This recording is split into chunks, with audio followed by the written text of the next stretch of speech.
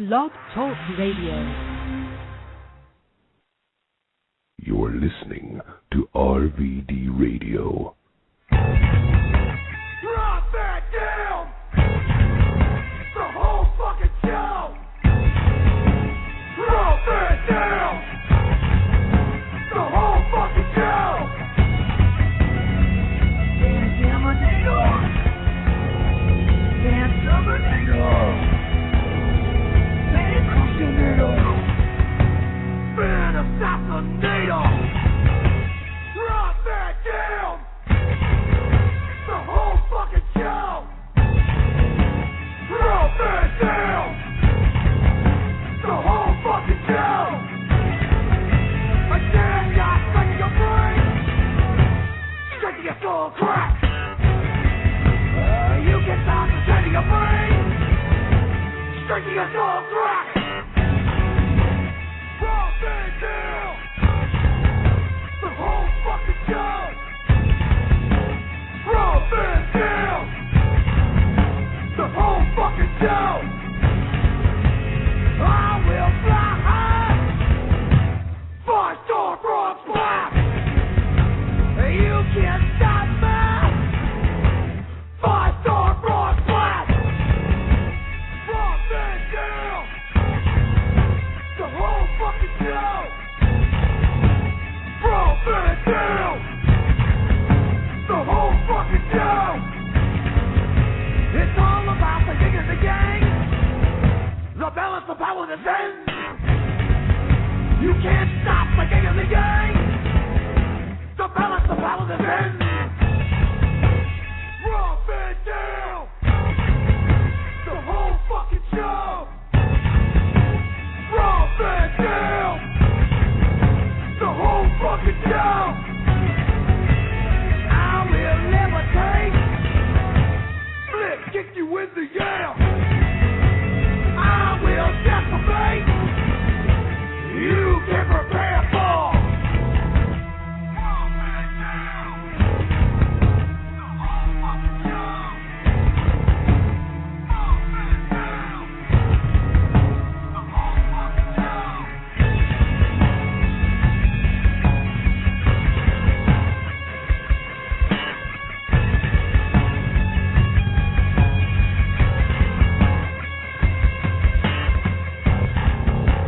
Drop it down. The whole fucking show. Drop it down. The whole fucking show. Drop it down! The whole fucking show! Drop it down! The whole fucking show! Drop it down! The whole fucking show! Drop it down! The whole fucking show! Greetings, RVD radio listeners. Happy February 27th, 2013. We have all made it this far. Fucking A. Here's to keep it on trucking, baby. Keep going. It's all good. All right. Haven't done a show in a while. That's the way that I always start. I always intro the show saying, fuck, how long's it been since we did a show last time? But still, you're still listening, aren't you? Still got the people that listen every single week, even though we've only been doing the show like once a month. So that's cool. That's cool. What do we got to plug? Opening up. It's big day for TNA because we're about to go back to work. Had the whole month of February basically off. Did some television tapings in England and put them in the can, let them ride. I've had a few weeks off. Tomorrow, Thursday, RVD will be at TNA Impact. Here's the inside scoop for everybody, even though I'll get hit up on Twitter all day long tomorrow. Are you going to be there? Are you going to be there? And often I don't know, but I do know now. Leaving tonight, got a red eye. Same flight I've been taking for most of the last 3 years. Leaves at 11 or 12 tonight, gets in at 6 or 7. It changes, it fluctuates a little bit. Sometimes they changed a little bit. It's basically about that. It's usually even the same people working the airplane, and I like that. I get used to that routine. Makes it easy. But not for much longer, as SVD said, joining us here on RVD Radio. Hi, baby. Hi. SVD is with us, and as she brings up, that will not be the case much longer. I like the routine. TNA, looking to grow and extend their brand recognition, is taking their TV on the road, so that's huge news for the company, huge news for the fans, and for everybody involved. Just to mention, in case you hadn't thought about it from the perspective of a worker, it's a lot more work. It's a lot more work. It's yeah, it really is. I actually, you've had such a great schedule for the last 3 years, and TNA has just been so great to have that. But, man, the thought of you going back on the road, like with, the other company, they ran you like a machine. I mean, TNA has a heart. I really don't think they'll run you like a machine like the other company does. But, wow, just the travel alone is going to wipe you out. So I feel for you, babe. I really do.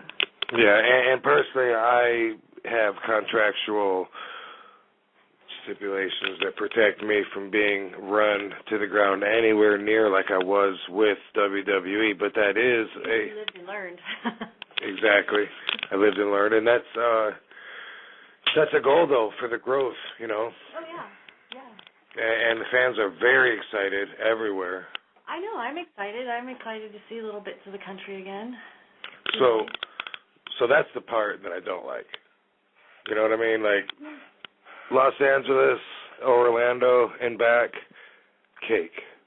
I like that. You know what I mean? Like I had to find a coat to bring to Europe a couple of weeks ago because I hadn't used it in a year. And you couldn't find the one that has been hanging in the laundry room for the last year? Since my last UK trip. That's the one.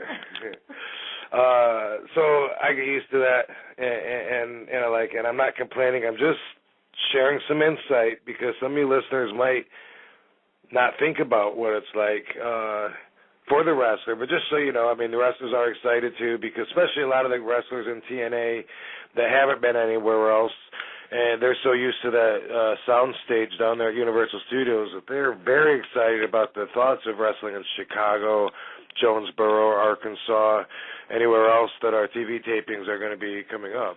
And it also gives each of them an opportunity to go to their hometown. You don't get that if you're just in Orlando. That is very true. So there's advantages, having the big crowds. That's a total different kind of atmosphere to wrestle in front of than just having 1,000 people jam-packed into a little soundstage. I talked about this on my most recent audio blog, by the way. If you're missing the audio blogs and you like RVD Radio, start listening to the audio blogs. I do several a week. Sometimes I do a couple a day. They're so easy. They're much shorter than RVD Radio, and they vary from a few seconds to up to like 10 minutes or so. They're spontaneous usually. I just leave a message, bam, go straight to robvandam.com so you can hear it. And I don't know, I've been getting a lot of good feedback on Twitter. People say that they love listening to the audio blogs. Someone said yesterday they could listen to them for hours. Good shit. Well, guess what? RVD Radio is like an extended version of that with some guests. So you can't get enough RVD.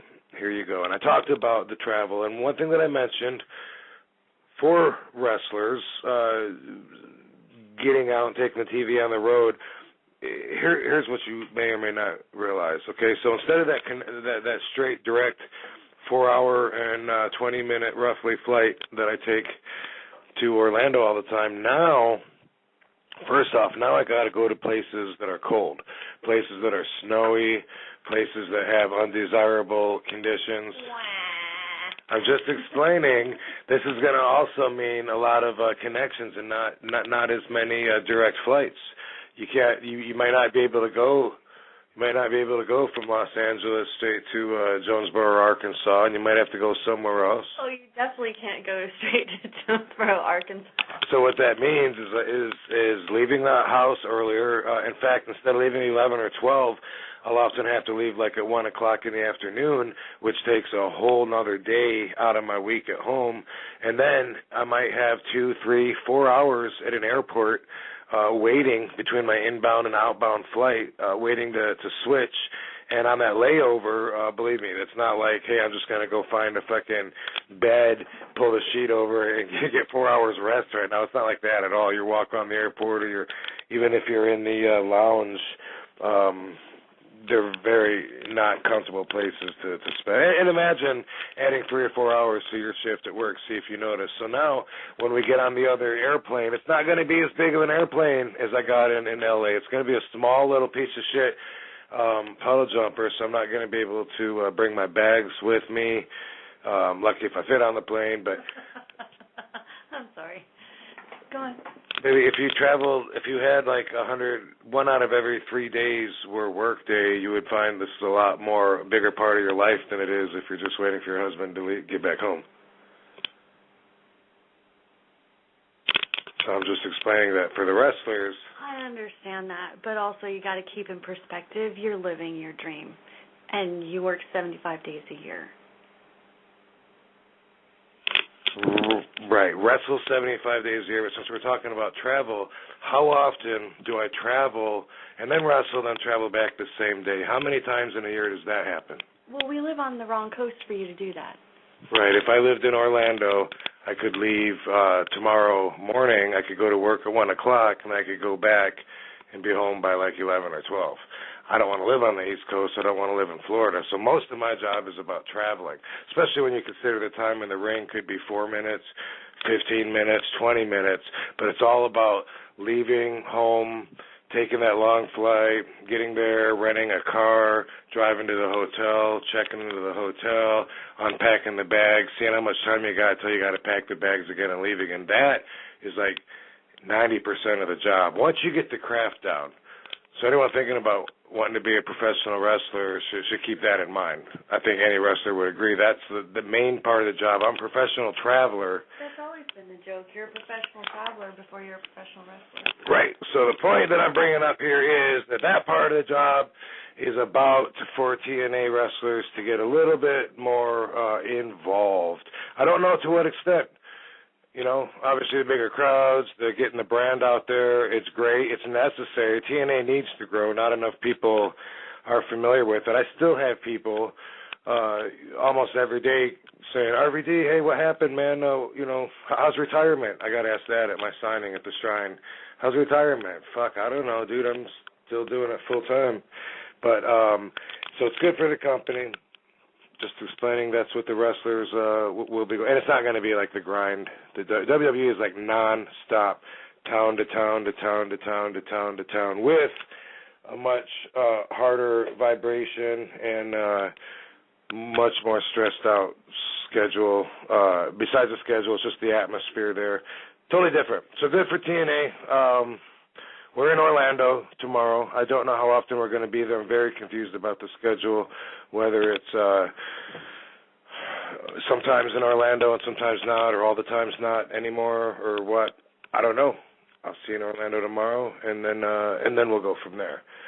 You know, all I can do is keep myself fit and at the top of my game and just keep going wherever that game may be, wherever the bus is going, I guess. Part of that is working out. Part of that is resting. Part of that is diet. Very important part of that. We are what we eat. Ever heard that? And there's consequences to what we put in our body. That's something that I want to talk about today. That's today's topic. I'm not an expert, but I am debatably a professional athlete. Obviously, I have to take everything into concern to be at optimum health. And when it comes to diet, my goals are fairly simple. I mean, I try to not eat much fat, but I go through stages. Like when I got back from Europe a few weeks ago, my weight was down. So for a few weeks, I just ate anything. Didn't matter if it was dessert, if it was cheese and bacon, and I was just eating. But got my blood report, and I got high cholesterol, and that makes me want to clean up my diet a little bit and be a little bit smarter. And so I got to make some smarter choices. I love bacon. Bacon's good in the morning. It's good on sandwiches in the afternoon. It's good with dinner. But I'm doing some reading, and I'm going to have some friends on RVD Radio today help us out with what they know about the subject. Some guys are very, very strict with diet, and some of them you can tell. I mean, you look at them. You know what I mean? For me, it's mostly about the protein. I was given this pretty simple formula a few years ago, and you can tweak this, and I'm sure everyone has their own take on this. But basically, he said, look, you want a gram of protein for every pound of body weight just to maintain, just to keep up your weight, a gram per pound. Now, if you're lifting and you want to put on muscle, 1.5 grams is good, 2 pounds is great, 2 grams. So if you weigh 140 pounds, you want to eat 280 grams of protein a day to try to bulk up. That's not easy. That's not easy, especially because you can't take 200 grams at a time. Your body can only digest like maybe 50 grams of protein every 3 hours. So what bodybuilders do is like every 3 hours, they either have an alarm on their watch or something to let them know, and they'll know exactly how many grams of protein they're taking in, all balanced out, with calories and fat and carbs and all that too. But they stay on top of it. I get close to 300 on a normal day, about 300 grams of protein, and I weigh like 230 to 240, so, I'm not quite getting 2 per, but I'm above maintaining. That's about what I do, and I work to even get that in. That's protein shakes in between my meals. My shakes count as meals, too, in between my food meals. Talked to Batista on the set of Wrong Side of Town while I was having this conversation with somebody. One of the other fighters was asking about protein, and I was telling them that to get someone's size like Batista's, you got to have like almost 3 grams of protein per pound of body weight. They're like, what? I said, Batista, how much protein do you eat in a day? 600 grams, he says. I can't imagine that. But look at him. He looks like he knows what he's doing, and he works really hard at it. Holy smokes. Now, for other people, they're not about bulking up. They're about losing weight or just being healthy or whatever. Juno, so let's go to the phone lines. This guy here, comedian, Big Eddie Borojas, friend of the show, friend of mine. You've been on the show before, Eddie, and we talked about fitness at that time. We were talking about lifestyle changes and adding exercise and shit like that. And you've had a lot of success. Like, you dropped some serious weight. I'm glad you called into the show. I thought maybe you could lend us some insight from your experience. Mr. Eddie Borojas, how are you, dude? I'm doing great. How are you? Fucking A. Awesome, man. Thanks for calling in, man. So, yeah. So how's that going still? I haven't talked to you in a few months. Are you still on that same path? Oh yeah, still moving along. I'm down 130 pounds. You're down 130 pounds? Yeah. And wow, and that was a considerable. I mean, that's a whole person. That's more than Sonya weighs. That's more than my wife weighs. By you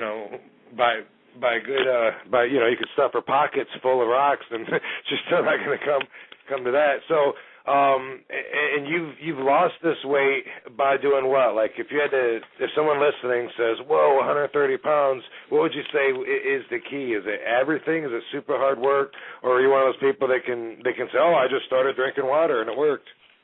It started by just changing diet. The first thing I did, stopping fast food, and kind of taking account of what I was eating. When I first started, I actually sat down and said, okay, let me figure out what do I order when I go to the fast food restaurant. And as soon as I go to the drive-thru, I ordered a couple burgers, especially as Jack in the Box. Jack in the Box is my weakness. So it'd be like a couple burgers, the 2 orders of the 2 tacos, a couple appetizers. You start adding up those calories, I'm in the 5,000-6,000 calorie range. And from just doing studies, 3,500 calories is a pound either way. Whether you burn off the 3,500, you lose a pound, or you eat 3,500, you gain a pound. So in one meal, I'm over 1.5 pounds gaining weight just in that one drive-through thing. So cutting down the food was the biggest thing. And I started off at 511 pounds, so exercising was really tough. Trying to get up and walking a block, I was out of breath. I started walking my backyard, which is, the size of a basketball court. I did 10 laps a day. And I would start off doing 5 because halfway through I get winded, have to sit down for a couple minutes, then get back up and finish the other 5 laps.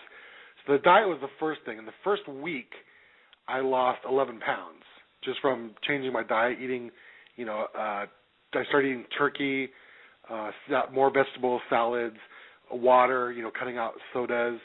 I could go through a 2-liter soda a day, no problem, before I started dieting. So diet was the biggest thing. Exercise didn't really come into account until maybe the first, after the first 30 days.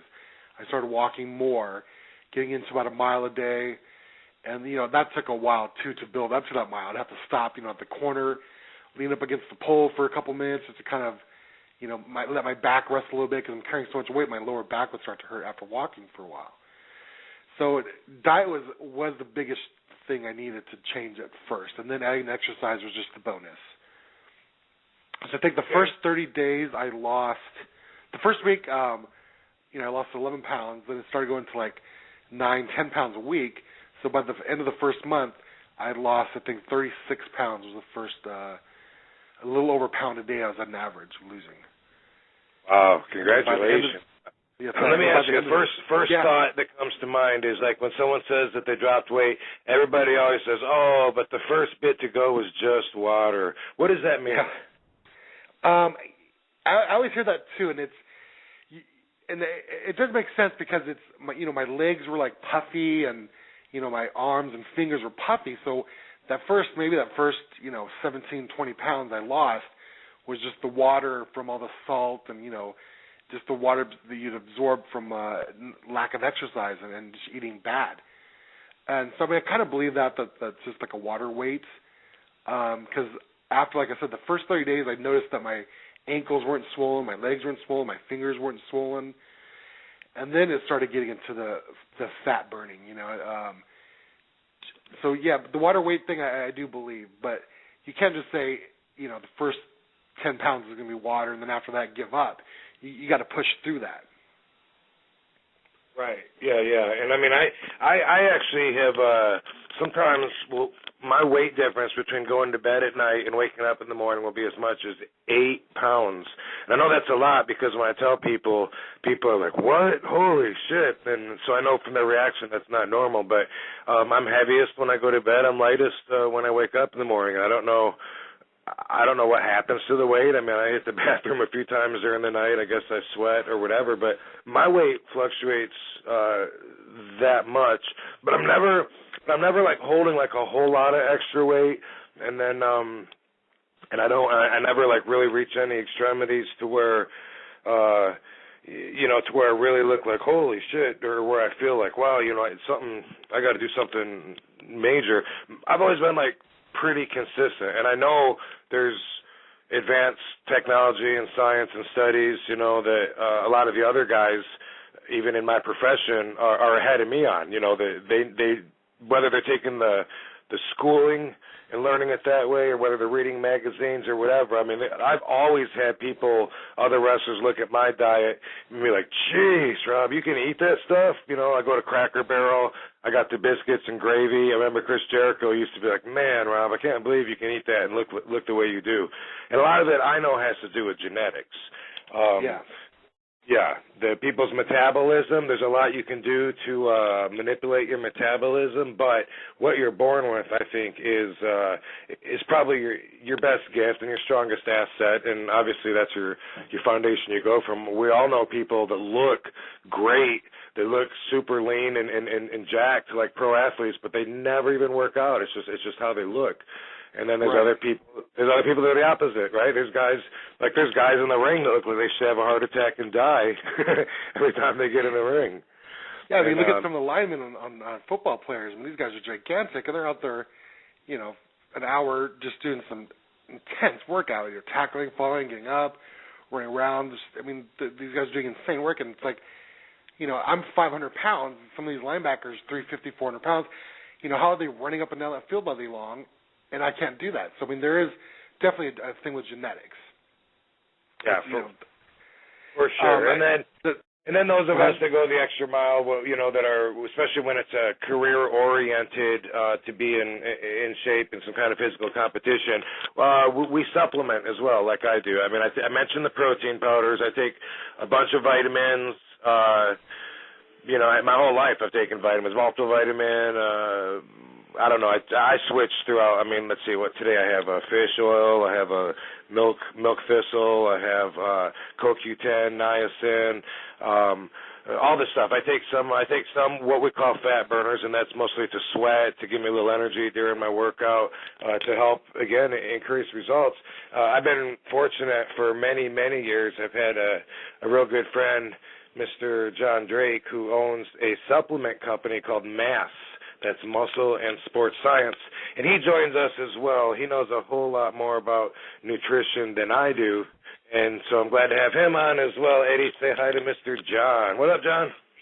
Hey, John. Rob, how are you, my friend? Good, man. Good. Thanks for calling in. Got a comedian, Eddie Borojas, with us right now. We got some other guests that are going to be calling and joining as well. But while I got you on the line, last time I saw you in person when I was wrestling in Georgia, we had dinner, we had conversation, and then afterwards you said that conversation inspired a new product, which you then made. I've never been able to talk to you after that yet to find out exactly what the connection was there. I know you sent me this product, and I'm assuming, because I remember the content of the conversation, I was talking about breaking fast. When you wake up, there's that big controversy about whether you have to eat right away, otherwise maybe you're in a catabolic state, and if you are, does that really mean that your body's feeding off your muscle instead of your fat at that point, and that's reversing your gains? And so I was asking you questions like that. I'm assuming that's what inspired you to come up with the Synthogen. It really did, Rob. And just the fact, the lifestyle of being on the road that you guys go through, it's almost like any other professional athlete, and couple that with a rock star, just the frequency. A guy in the NFL is playing every Sunday, but you guys are out there day in, day out, more like an NBA player, but more physical even. So it obviously takes its toll. The shape that you stay in, it's just phenomenal, given that. But through diet and supplementation and dedication, obviously you pull it off, with great form. But it did inspire us to look at something that we could develop to help guys that are on the road, specifically, athletes like yourself, where the food choices are less than optimal. And we were in a nice little Mexican restaurant after the show that night in Macon, Georgia, about a year and a half ago. And the food was decent enough, but not really ideal for what you needed, for a post-performance meal. So that really was a spark, and our conversation just kind of got the ball rolling on that. There's a formulator that we worked with, Rob Regish, on this product, and he did just a phenomenal job. And he and I both spent just countless hours as far as the makeup of the product, and we don't really have enough time to go into all of that, but it does allow you to get very efficient, very fast delivery of amino acids, just rapid fire. And it also has the ability to essentially complete a non-complete meal, something like that Mexican meal. 3 or 4 adaptogen caps, later in the evening, coupled with Synthogen with that meal, going off a long way to spark recovery and muscle growth even. So, but that was a definite inspiration that night, and just to see and kind of the reality of what you guys face day in, day out is what struck me more than anything else.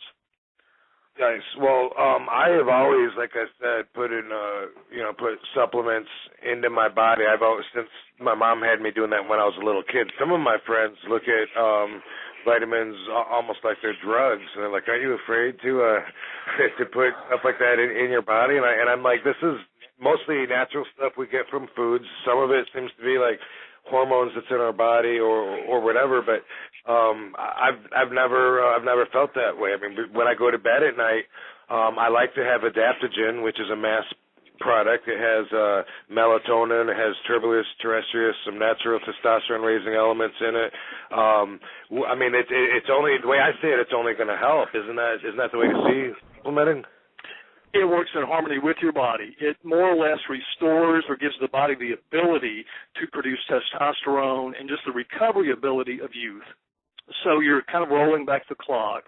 Synthogen, Synthogen, is really a very highly concentrated food source. So it's completely wholly natural, but very nutrient dense is probably the best way to think of it. And as far as your regular diet, you know, if people can focus on nutrient-dense foods, they wind up making much better choices for their overall health, for their fitness, for weight loss, for better sleep, longevity, just on and on and on. If you look towards, you know, organic foods that are nutrient-dense, no matter whether you're focused on a paleo diet, a raw diet, gluten-free, vegan, like my daughter, I think Austin Aries is on later today. He's an exceptional, you know, vegetarian athlete. So, and some people think that's a limitation for athletes, but it is not. You know, you can supplement protein very effectively on those diets, and something like Synthogen goes an awful long way towards accomplishing, you know, those goals. Right on. What would you say to someone like me that obviously I'm in phenomenal shape, but now I'm told that I have high cholesterol, and I know that could be genetics, but I also know I could seriously clean up my diet, especially as of late. But I'm told that it's over several months that builds, and that it'll take several months to build it down as well. Like what would you say to me, the advice? Bam, start where? Switch out the pork bacon for turkey bacon.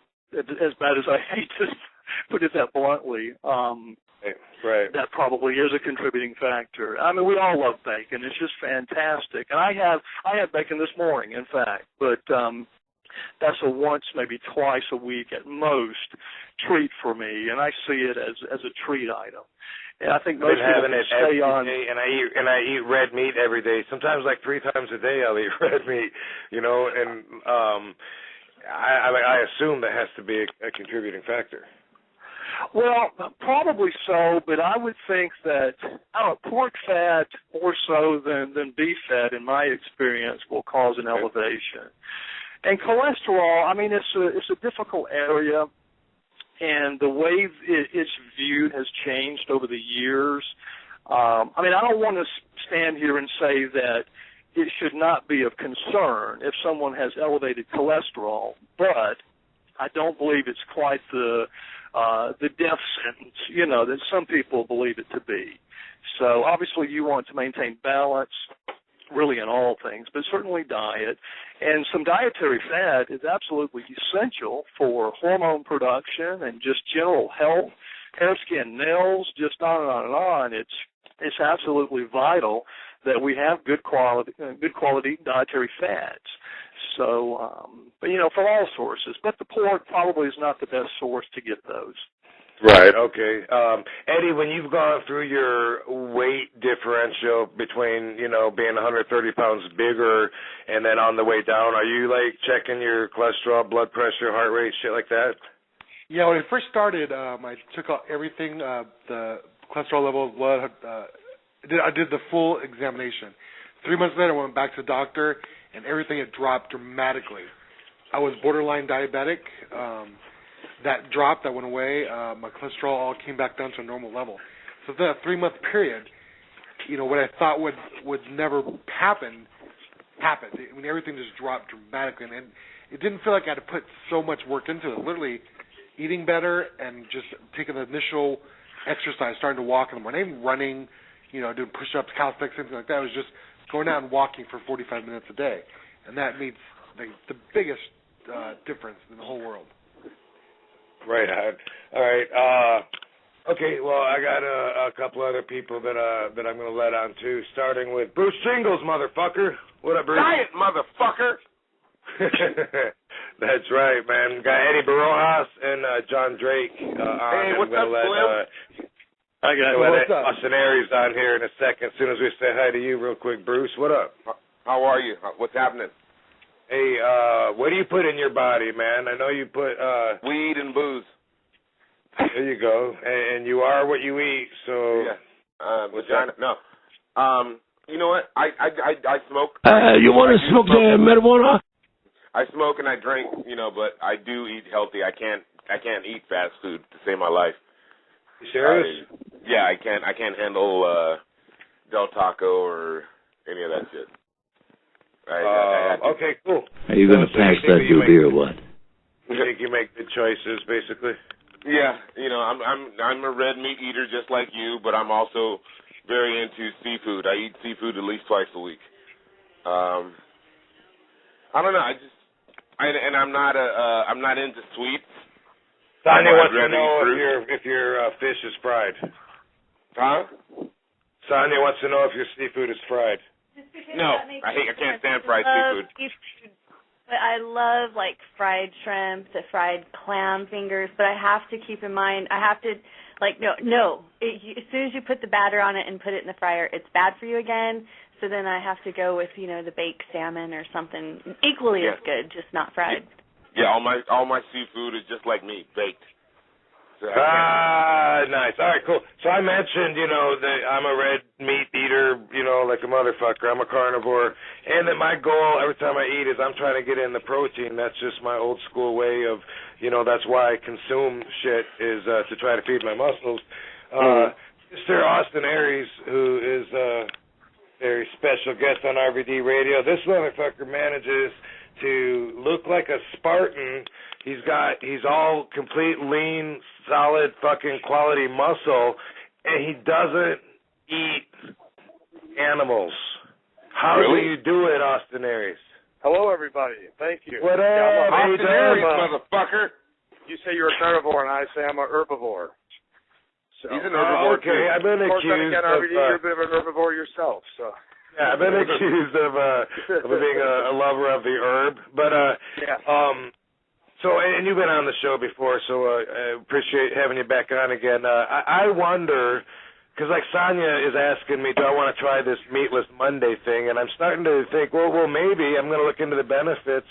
If I don't eat meat for a day, does that mean my body's going to have a day to cleanse and push out some meat that's been stuck in me or something? I don't know. I don't know that I have any bad effects from eating the meat. I don't know, but I can't imagine what I would eat if I didn't eat meat. Your cholesterol's high and you don't think you have any bad eating the meat.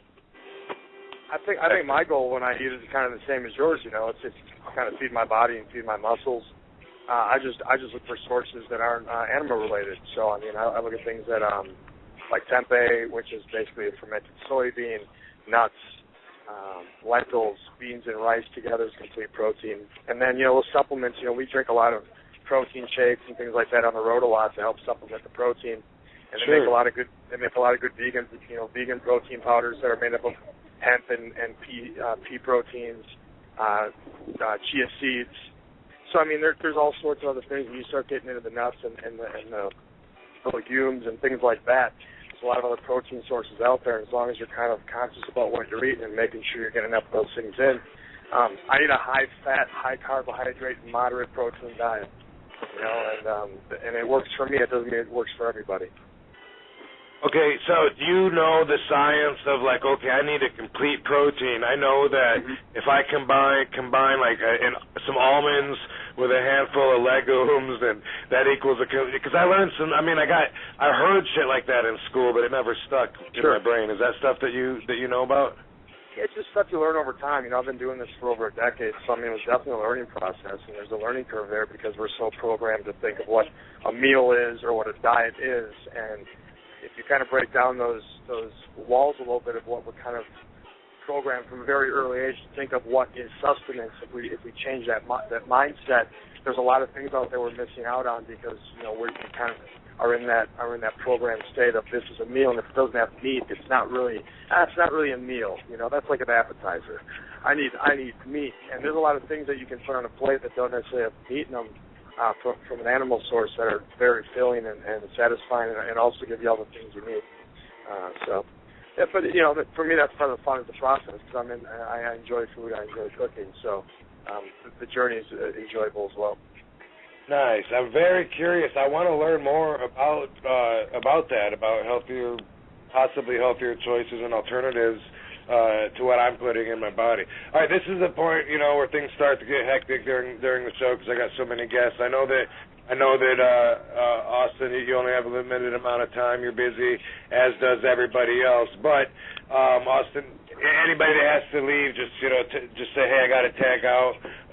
But we got Eddie Borojas, John Drake from Muscle Mass, Bruce Jingles, motherfucker, and of course Austin Aries. And before anybody goes, you got to say hi to Diamond Dallas Page. Bang! Yeah. TDP. What's up, motherfucker? TDP, motherfucker. Dallas, I've got to thank you for your initial book, Yoga for Regular Guys.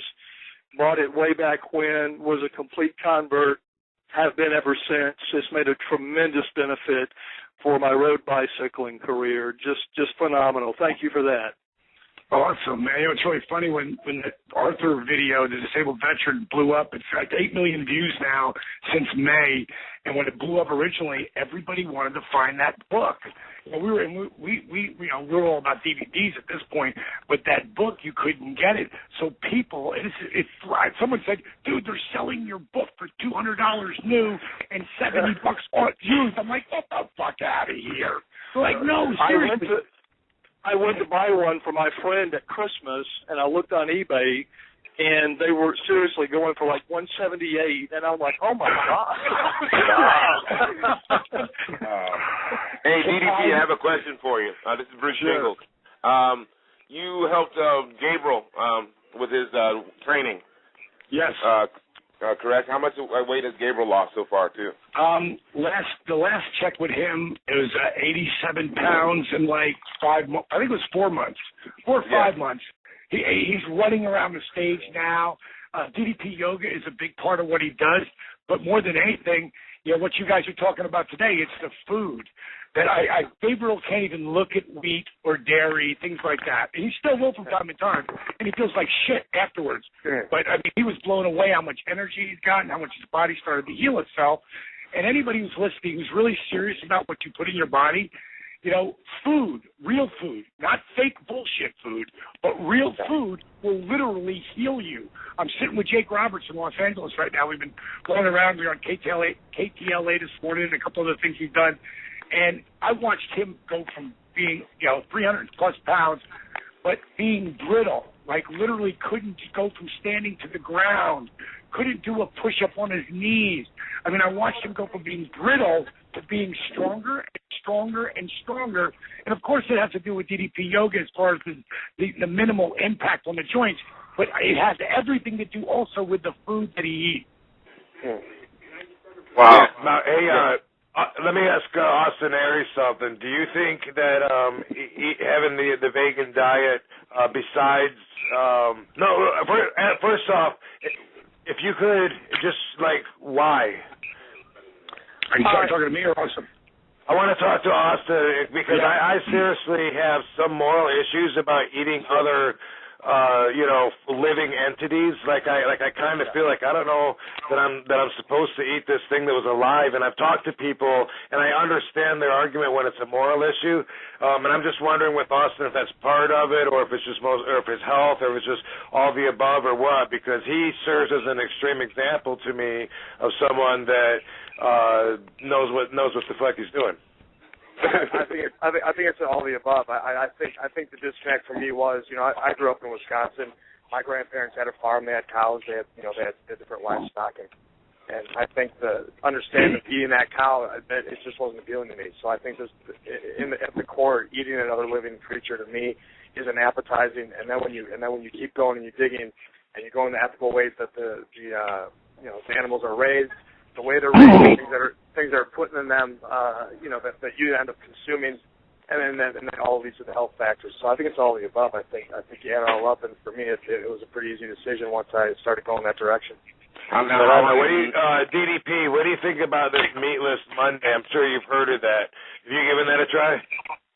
I eat a lot of greens. I eat a lot. And Austin, next time you're in Atlanta, make sure you get a hold of me. I'll hook you up with a buddy of mine who developed this thing called juice. And it's a combination of juice and then nuts and not so much nuts, but sunflower seeds and pumpkin seeds and herbs. And I'm telling you, the best thing you've ever drank. You actually chew it though. It's juice you chew, and it is amazing. Like that's whole Scott Hall. Besides some protein, right now Scott Hall moved in with us as well, and he's been sober I think 30 days today. Jake, is that right? Awesome. 30 days today. That's great. Wanted to drink. He's got a really bad hip. I mean, really, now that he's not inebriated all the time, it's really bad. So we're going to have to do the same indigo thing we did with Scott, with Jake, because, Scott's got no insurance. He's been dropped, all of that. But bottom line is, his spirits are amazing. I've got him just drinking this juice right now because it's all about the healthier we can get him before he goes in for that surgery, the better, of course. I eat a lot of greens. I eat a lot of, vegetables. I never would have eaten as a kid. Now I love them. But I also do eat meats, too. But I don't eat the meat that you get at Publix or Kroger. Right. I go to Whole Foods. And just so you guys know, it's so much that they say we are what we eat, but we are also what they eat. And just so you know, when you see that Whole Foods expensive, it'll say step 1. And if it's a red meat or a chicken or whatever it is, in step 1, that's the lowest of the good stuff. Where you also see step 4 when it comes to red meat. And that means because if it's step 1, they're allowed, according to the FDA, to pump that cow full of steroids 3 weeks out.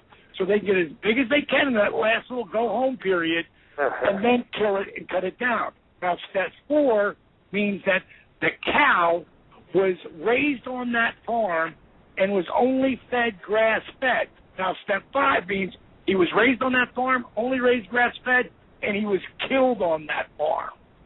So these are things they never tell us. It's important to know.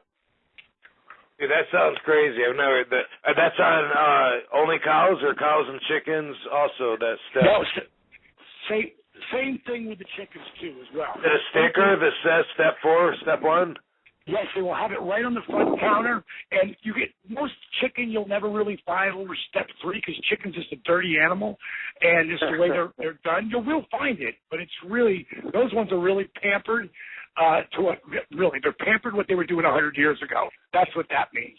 Right. And what the chicken? Let me teach everybody something that'll be amazing for you because we all are on the go all the time. We're all athletes. We're always going to be athletes. Get the air-chilled chicken, but get the air-chilled chicken, the chicken breast on the bone. Here's how you cook it.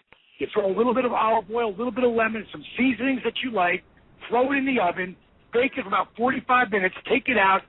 160 degrees is what you want. When that's done, take it out.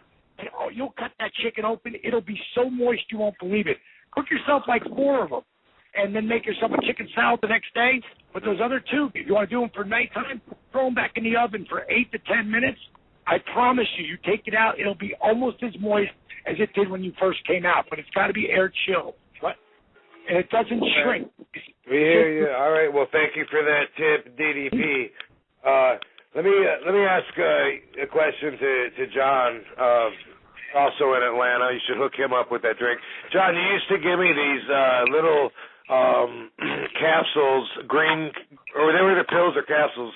I think they were pills actually, but they were vegetable pills. Like they were the green things that made my pee smell really strong. Asparagus. Alkaplex Green Plus. We still have that product for, right at 20 years at this point. I've got to concur with DDP on the meats. I eat red meat, I eat chicken, I have fish, but organic, properly processed, it means a world of difference. Grass-fed beef is really, occasionally I'll have something that's not. You're on the road, you're at Longhorn. Right. I will break my rules on occasion, but deep green foods and clean meats, organic eggs, it makes all the difference versus conventional, what you find in the standard store. It just really makes a tremendous difference. You can taste the difference. You feel the difference literally in your body. And as an athlete, how you perform. And I'm sure DDP will concur with me on that. You feel the difference in how you perform, how you think, just huge. On and on and on. Huge. And is it true that is white bread the devil's dough? The devil's dough.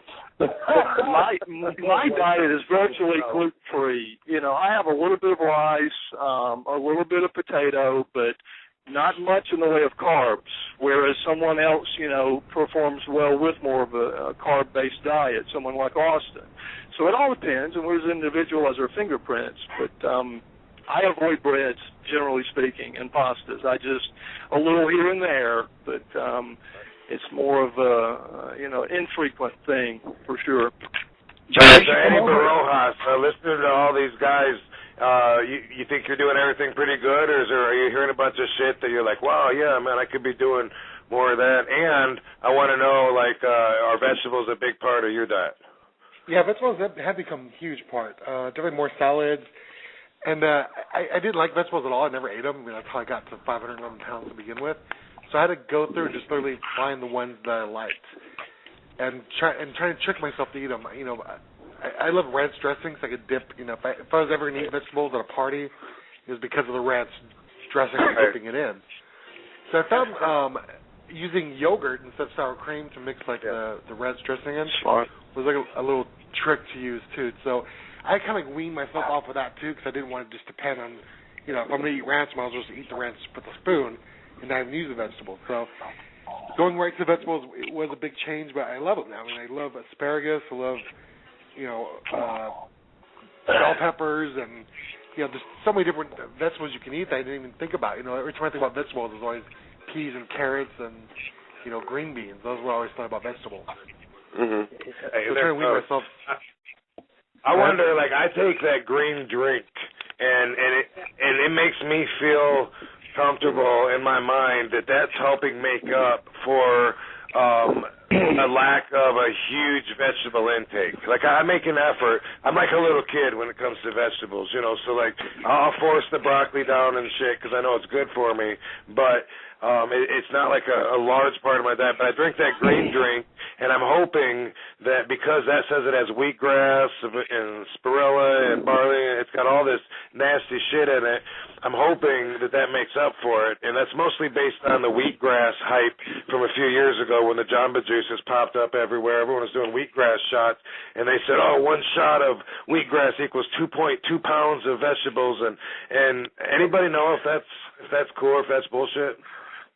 I'm not buying that. Yeah, I don't know about that. I'm not buying that. It's very good for your pH balance, nitrogen, you know, positive nitrogen balance and retention, probably more so than anything is the real benefit from those type products. Hey, RVD, I got to go because I'm doing an interview coming up. But John, Aries, any of you guys, you know, motherfucker, any of you guys are coming to, I know, Bruce. Any of you guys are coming to Atlanta, get a hold of RVD. He'll give you my digits and come by and get a workout with us. I know, John, you're there, you know, so you should definitely come by and do what we're doing. And get the information from RVD. RVD, you're the man. And love what you're doing. I want to get this podcast, put it up on my site. So let's talk about that. Put it up on my site. Thanks, guys. Sure. Say hi to the bad guy. Say hi to Jake Roberts for us. Absolutely. I'll say Jake said, "Fuck you guys." All right, you heard it, listeners. Anybody that wants DDP's number, just ask me. I'll be giving it.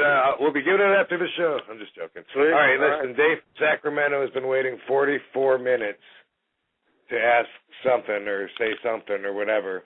Were you trying to bow out? Did I just cut you off, Austin, and rake your eyes when you were trying to jump through the ropes? Nope. Oh, all right, cool. It's Dave from Sacramento. This is your moment, sir. You know, one thing I found that's really healthy in terms of vegetables, and I mean, I know you were talking about how you're like a little kid, you don't really like them. One thing that's really delicious is cherry peppers. They're sweet. Sounds horrible. I know. It sounds horrible, but they're small little they're small little round peppers. They're actually sweet. And one thing that I found that goes really good, I like to experiment in the kitchen, is you boil some cabbage, and then you get some Philadelphia cream cheese after you boil. Like, you have to boil them in individual leaves of cabbage, and with each individual leaf, you add a little Philadelphia cream cheese, and then take the cherry pepper and put it in there, and then wrap it up, and it makes like an hors d'oeuvre, and then you eat that as a whole. And it's kind of like similar to a jalapeno popper, except not as it's healthier. Okay, if you say so. Thanks, Dave from Sacramento. I'm definitely not going to do that. Anybody listening, feel free, because there you go. I had some of those peppers at lunch today. Basically, I took some grass-fed organic ground beef, sauteed that in a bit of dairy butter, organic raw butter, and on top of that, kale, salt, pepper, garlic in there, and added some of those peppers right at the end. It was fantastic. Fast and simple, nutritious, wholesome, real food. Fucking A. All right, man. Well, maybe someone puts that in front of me, I'll try it. I'm not sure I know how to order it. Like that trendy restaurant out here in L.A. called Lemonade. They now have one in Terminal 5 at the LAX, but it's from Venice Beach. I have no idea what anything is there. It's like you walk through, and they have like different combinations. They're like, yeah, well, you know, grab some snow peas, some chickpeas, some couscous, and you know, that's one combo. I don't know what anything is, and it's just like item after item after item, like a big, almost like a salad bar, but you pick 2 or 3 item combos or something. I don't know. I just asked the guy to recommend something, and I ate it, and it was really good, but I would never have any idea how to order that. I wouldn't even know where to begin. Matt Detonator, thank you for producing today's RVD radio show in the absence of Miss Nikki Starr. I didn't get a hold of her. Hopefully she's fine. I'm sure she is. But, dude, you did it, and what's up with you? What are you putting in your body? I'm putting a whole lot of crap in my body. I don't give a crap what I eat as long as it tastes good. But somehow, no matter how much crap I eat, I still weigh about the same. Right, really and that's not much, is it? No, it's not. It's like RVD said that he thinks I weigh 200 pounds. No way, not a chance in hell. When we were in London a few weeks ago, we were at the hotel bar afterwards, and there's this dude, looks like Russell Crowe, like a skinny Russell Crowe, and he's talking, and he's over there by himself, and somehow I got talking to him. He's like, I can't believe these are the wrestlers. That's Kurt Angle. I go, yeah. I go, he's cool, man. You can talk to him, man. We're real people. He's like, so, oh my God, I must have talked to him for a half hour or something, walking around. I don't remember who I was with me, and then he slips into the conversation that he's Matt Denton, who I never met face to face, but he's been helping me with RVD radio and other things for years. To be fair, I did introduce myself as Matt Denton when he shakes your hand. Yeah, I don't recall that happening when. Go ahead, what was your defense on that? So, as soon as you walked in, I introduced myself as Matt Denton, but you were too busy looking for the bathroom to pay attention.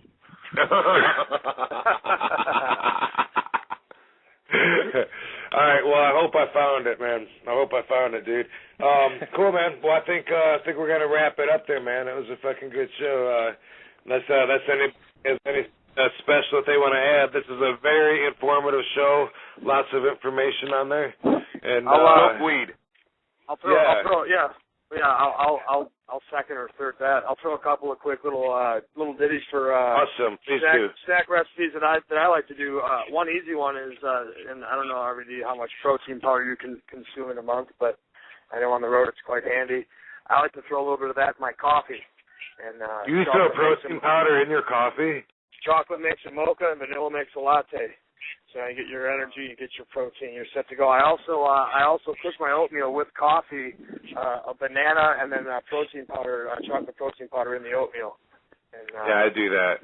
What I usually do, I do that sometimes.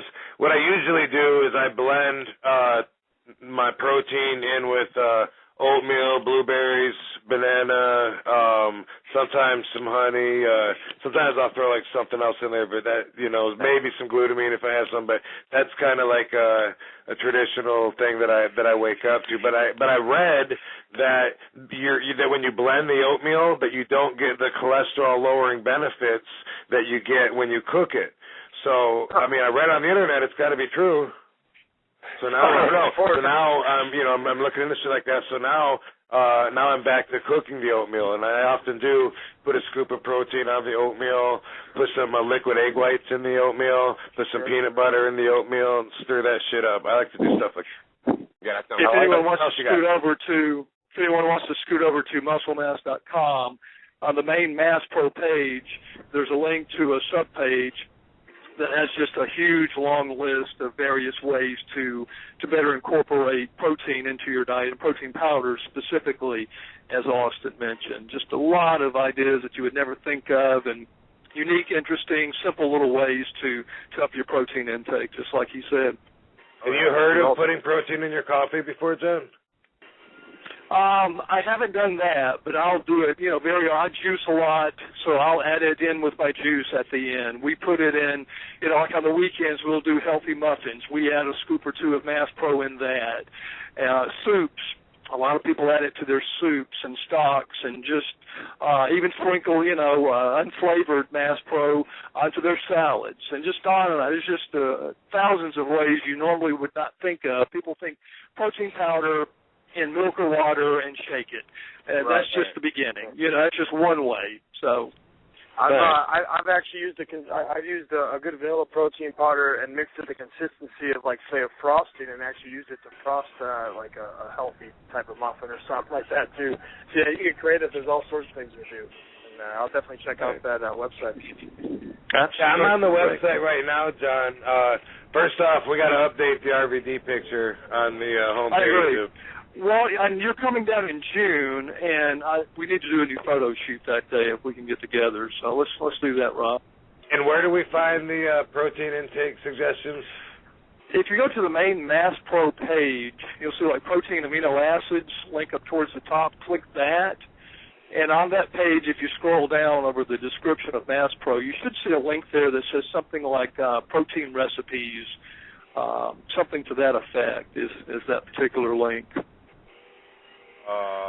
Okay, cool. I just got to the protein amino acids page. I'm a little bit behind you. It's on that page?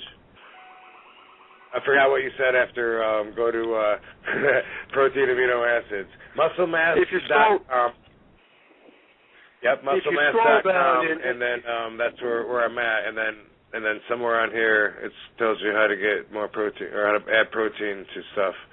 And that you go to protein amino acids, and then what was the next step? Next step, you should see a link there on that page down towards the bottom of the Mass Pro protein description that says something like high protein recipes, something to that effect. I'm not online myself, so I can't quote it verbatim, but. Okay, cool. Yeah, then I'll find it then. Awesome. That's some pretty good stuff. All right, so yeah, that's musclemass.com, John Drake, and Austin Aries. Do you got anything you want to plug?